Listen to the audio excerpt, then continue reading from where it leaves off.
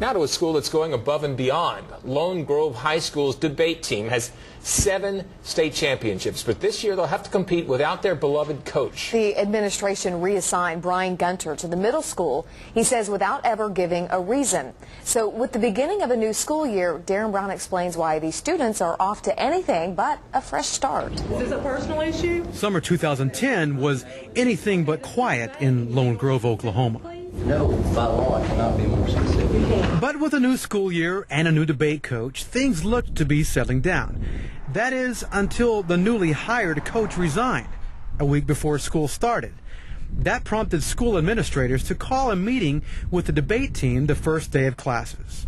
You know, I couldn't barely look at my principal as he was speaking, just very forcefully and refusing to answer questions, and it kind of upset some of the people on my team. And there was more to come.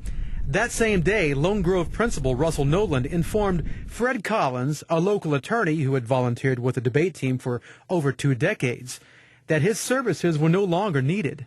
These kids at Lone Grove that I have such an investment in that I really just regret seeing their opportunities being taken away. Collins has advocated for the reinstatement of Brian Gunter as the debate coach. Other than standing up for Mr. Gunter, because I don't think procedurally he's been treated fairly, I don't know of anything I've done. In fact, Collins was offered Gunter's job back in June. I was contacted the day after he was told that he was not going to be rehired. I was called personally by Mr. Noland. And offered the job. Offered the job. And then the next day I was called by the superintendent who lobbied me to take the job. Collins is still hoping that the administration will change its mind about Brian Gunter. He is still a teacher there. And it just seems to me that let's get back to the business of taking care of these kids. Put him back in the job. Let him do that job. Lone Grove's debate team is dealing with the controversy the best they can. We're sort of in the process of doing that, but there are just some things that are happening one after another that are just kind of keeping me down. Collins is concerned about the team's future, but also about the chilling effect that he believes might be taking root in the Lone Grove School District.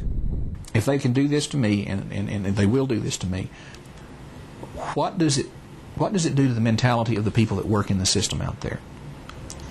Are there people out there now who are now afraid for their jobs if they disagree on some point with the administration over something?